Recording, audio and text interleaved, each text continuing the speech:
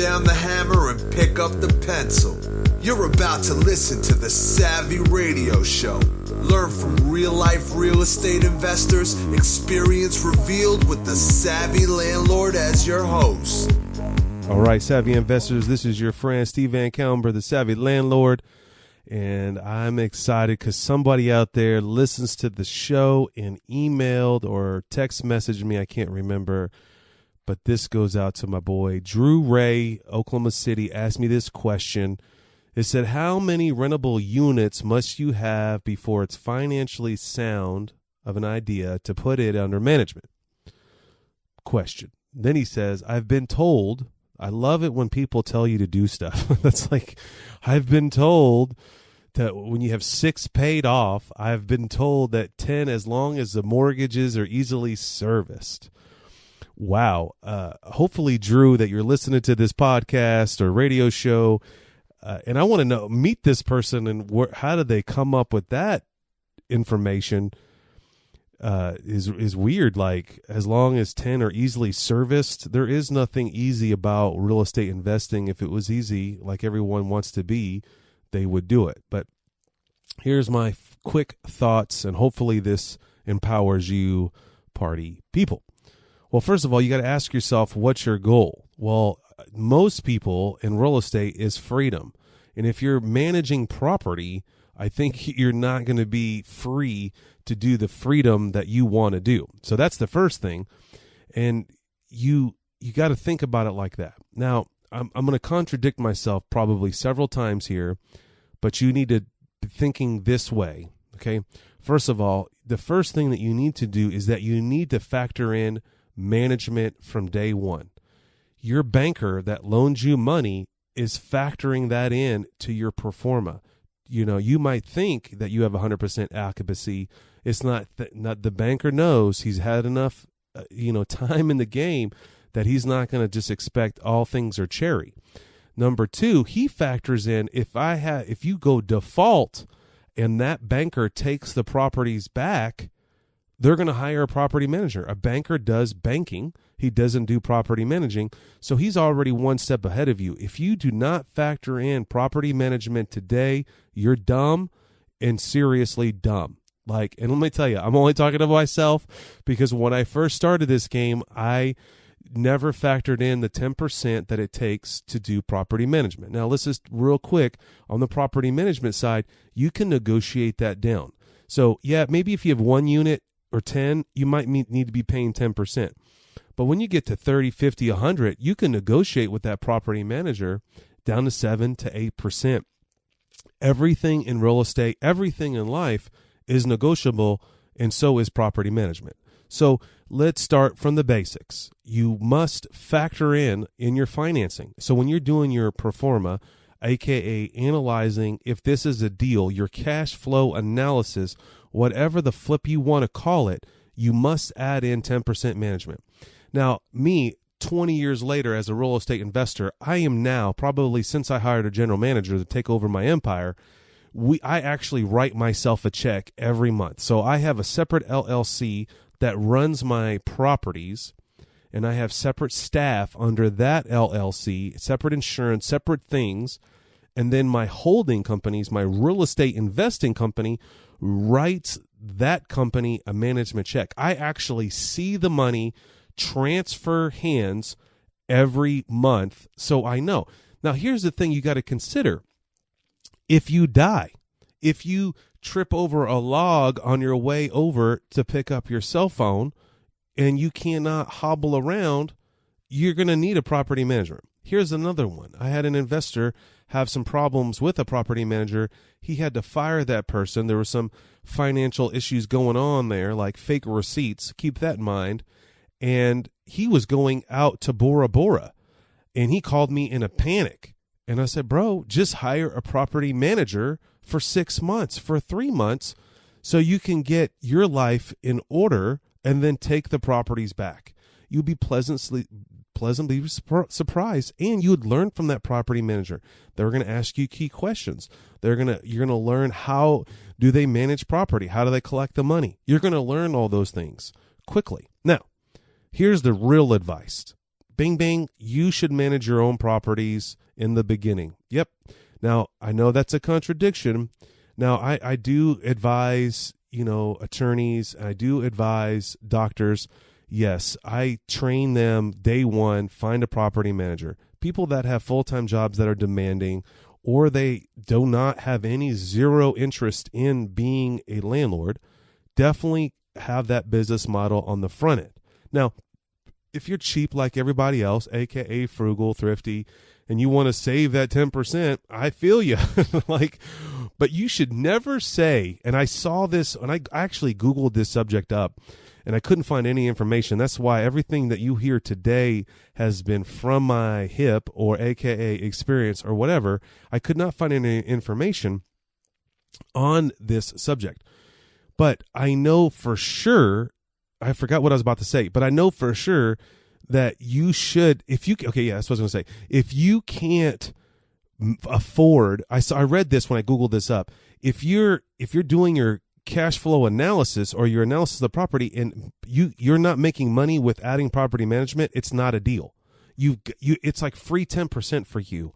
You've got to think that way. So every time I buy a property and it's $700 a month or $1,000 revenue, I take $100 off or 10% off. Now, sometimes I'll break even and I have I know that's going to work, but if you're going to have a severe negative cash flow because of property management, it is not an opportunity for you to buy.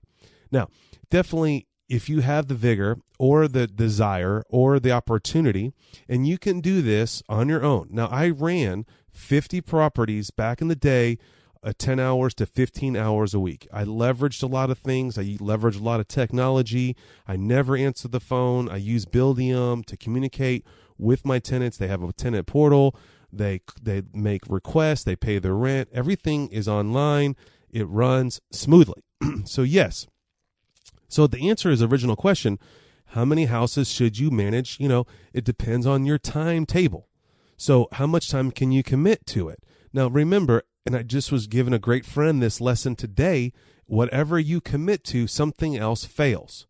So, and use the word failure, because when you're not focused on the properties, someone else, it's losing attention. And let's think of this power, this mighty power right here. That person that wants to rent your home, they are homeless. Yep, they are looking for a property. When you're homeless, not the deadbeat on the side of the road, but when you're homeless, you are motivated. And you're dumb as a landlord that you're not taking that person down as pre-qualifying them and taking them as a tenant. If they are calling you looking for a property, they need a place. They're going to rent a place. They are homeless, or they're about to be homeless in 30 to 60 days. So you've got to provide some sort of initial service to get them through your pipeline. And so that could be a text message. So get Google Voice, have the person call Google Voice, have it text you, and respond with the text. Most jobs allow you these days to be on Facebook, oh God, but on the internet, and you are able to communicate with that tenant. And you should, right quick, here's an advice for you. Day one, you should pre-qualify your prospective tenant. You're pre-qualified. You could say you're 90% qualified. Get them to stop looking at any other property and give them the illusion that you're the best landlord and that they should be with you, they should rent your property. Now they send an email and you're pre-qualified and you can't show the property to Saturday. That's fine. If you can only show it on a certain time, and here's the times that I usually show my properties: Tuesdays, Thursdays, and Saturdays. So if they call me on Wednesday, we're showing it tomorrow. You call me on Monday, we're showing it tomorrow on Tuesday. You call me on Wednesday, I can say, hey, we're showing it Thursday, but you got work, we're showing it on Saturday. That's the operation that I do. Here's another thing that I do too. I use maintenance men. Yep, maintenance men. I pay them a small fee, and I say this: hey, you maintenance man, go to this property from 6 to 7, check the water heater, check the condenser, pick up the trash, rake the back lawn, put on a new window something. I don't know. I try to get a quick to-do list and get him to unlock the door and show the property. I said, hey, by the way, I'm going to send a couple or a few people over here. I'm going to set up one time, 6 to 7, to get as many people as I can, create in an atmosphere, and I say, hey, Mr. Handyman, don't say anything. Just say this. Call the office. Call this number, 405, blah, blah, blah. All right, back to the original thing. So, answer this question from Mr. Drew. How many rentable units that you should do? Well, so I started out by myself, one at a time. Bing, bing, got to 50 units, thought I was somebody, still nobody, and I increased my workload. But I had a full-time job at the time. If you really want to get into this, there's a great book. Yep, my book, Savvy Landlord. I'll tell you how to do it. But there's another wonderful book by Mike Butler called Landlording on Autopilot. When I got my little grubby little hands on that book, and it said, Mr. Butler can do 75 properties with a full-time job as a police officer, Van Kallenberg, DJ Hustler, can do that many as well. When you have the right mindset, you can do anything. So when I got to 50 units, slowly but surely, I managed them all by myself. Now, two things is I learned to what to look for, and I knew one day that I'm going to hire a property manager. And I thought to myself, that one day will equate to this amount of money. So when I got to X amount of units that yielded $40,000 in gross revenue, so you do your houses, do your math, that would be, X amount of houses times 500 would be a gross revenue of $40,000. 10% of that would be $4,000. When I hit that number, in my mind, I was like, bam, I could hire somebody around $2,000, $2,500 to $1,500 a month, or two people. That's how I do it now. I hired two people to run my whole empire with about $4,000 a month. Now, so when I got to 50 units, bang, bang, bang, it was awesome. Then I got to 86 units. I remember this day vividly. I was overwhelmed. All of a sudden, I hate this effing job. All of a sudden, every tenant is terrible. All of a sudden, everybody's stealing. All of a sudden, my world, being a landlord, was not fun. And so then my first side hustle friend, I hired a young military guy. Oh, no, I hired some way before him. So I've hired a lot of people in that window to help me offset those 86 units. And he would mainly answer the phone, show the property, run around like a chicken. And so that was worth about $10 to $15 an hour. I can't remember. And that helped me at 86 units. Then that guy kind of worked out, didn't work out. It was kind of a part-time thing. I think I was paying him maybe $200 to $400 a week. And it was okay. But, I was like, man, I got to really ramp this deal up. And then I set a goal to have 100 units. And so why not? I love Jim Rohn. You've heard this quote before. The trees keep growing. Why do you, as a human being, even at 74 years old, 73 years old, you should keep growing? And so I was like, I'll just keep growing and take this business to the next level, whatever that was. So I set my goal for 100. All the superstars had 100. So, man, when I got to 100 units, I was like, okay, slow down. That's when I started my full-time property management company. Now, Van Kallenberg, why didn't you just hire a property management company? Well, here's the honest to God truth. No one is ever going to manage your property the way you want to manage them. No one's going to take care of your property like the way you want to take care of them. And you got to be honest with yourself. They're out trying to make money. Their goal is to get as many volumes of units as possible. So if they manage 400 units, where are you going to be in the chain of command? Okay, you only have 10 units, you're way at the bottom. Now, I realized that back then, I was like, man, I'm still going to add property management because one day I may just disappear and become a missionary. That may be my job. I don't know what God has for my life, but I may disappear one day. And if that happens, or I may get hurt, I've got to hire a property manager at some time. And just helping my friend walk through that he was going on his honeymoon to Bora Bora and leaving everything behind, no need for a phone, I could see the pain in his eyes. And the great thing this guy did, which I'm so proud of him, he hired a property manager and she took over and jumped right in, and they had problems because they were in my office yesterday, in a courtroom yesterday, asking me questions about the old property manager with fake receipts. And how do you handle that? Interesting. So, and the guy was in Bora Bora. He's still in Bora Bora, and he has no idea that myself, my general manager, and his new property manager were working on his behalf. That's the savvy landlord. That's the way you need to do it. You need to leverage other people's passion and gifts for doing it. So to answer your question, yes, you should hire a property manager as soon as possible. I can't afford it. You're dumb. You shouldn't be in real estate. You should afford it.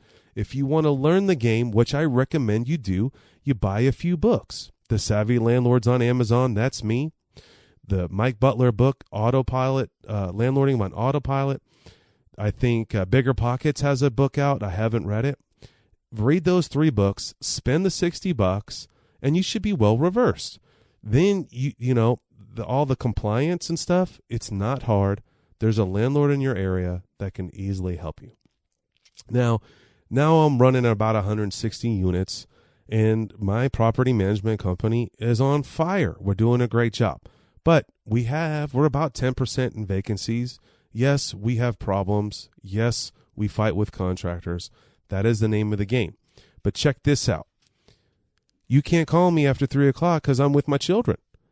I don't know what toilets are blowing up. I see the money. I see that we're losing money. But that's the freedom of real estate. And that's the freedom of having a property manager. The 18 years of me being, I'm trying to think. Actually, probably a strong 15 years, I was a real down and dirty landlord. Took the call, ran over there, dealt with the ghetto-ness. Now, about 3 years later, I'm telling you, I don't know if I would have started this earlier, but I for sure definitely recommend, if you can afford it, get a property manager. But before you hire a property manager, I definitely recommend dealing with 1 or 2, 3, 5 tenants. I think when you get to about 10 units, maybe you should start considering it. If you get to 25 units, I definitely think you should break some of them off. Some investors look at their portfolio and realize these are really easy. I don't need to get 10% on those. What that superstar Bora Bora real estate investor did, he gave all the ghetto ones to the property manager. And that's pretty savvy. Now that property manager will probably fire him. But, whatever, because those are hard ones and they're not really making money. People ask me all the time, Van Kallenberg, why don't you manage property? Well, my first answer is it's the law. The law says in Oklahoma that you have to be a licensed broker to be a property manager or a real estate agent under a broker, blah, blah, blah. Now, the cool thing is this is the United States of America. It's a free country. I can manage my own property without a license, and I can hire people that work under me. So that's great. Now, I don't manage other people's property? Because I did for friends that they would call me up, buy my book, and next thing you know, they own 4 or 5 properties and they have full-time job. They're in the oil field. They can't do it. And I'm Mr. Sucker, and I'm like, dude, I'll do you a solid. I'll help you with those properties. And I kind of manage them from afar. And then it became a job. And then I'm like, dude, how much am I making? A $500 house, I'm making $50, $600 just for me to pick up the phone is not this. My cost of my electricity in this building, it cost me money to do this podcast. This microphone wasn't cheap. So you've got to think about it. What is your time worth? Do I cut the grass at my house today? No, I do not. Here's the thing. You've heard this podcast before. It costs $1,000 for a riding lawnmower, $3,000. I live on an acre of land. How much does this dude have invested? Let's break it down. Mr. Delton Brown cuts my grass. Okay? Mr. Delton Brown, he's got a pickup truck, $14,000 pickup truck. Mr. Delton Brown has probably a $1,500 trailer. Mr. Delton Brown has a $4,000 riding lawnmower. Mr. Brown goes to the gas station and pays $2 or $3 a gallon of gas. Okay? He hops off. He drives from his house, which I know him. He lives 4 miles from my house. He drives there. How much did that cost him? He's got to back up his trailer. He's got to do all this FMBS. He cuts my grass for 2 hours. I live on an acre. It takes him about an hour, 45 minutes on the front lawn. Takes him an hour and 45 minutes on the back lawn. 2 hours, probably. I pay this dude $60. Or actually 50 because I get a deal. So I pay this dude $50. I pay him $25 an hour. Okay. that 2 hours, I could probably make 10 G's on that 2 hours. If I just dedicated 2 hours analyzing property, finding and mining deals, what is your time worth? I know that I coach people, and I know exactly what people are willing to pay me for my wisdom, which to me is just an honor to help people. But I know what people pay me, right? What is your time worth? When I analyze Mr. Brown, $25, okay, well, he's got to pay for insurance. I make sure that he has workman's insurance liability, because if he hits my child with his rock, he's going to pay for it.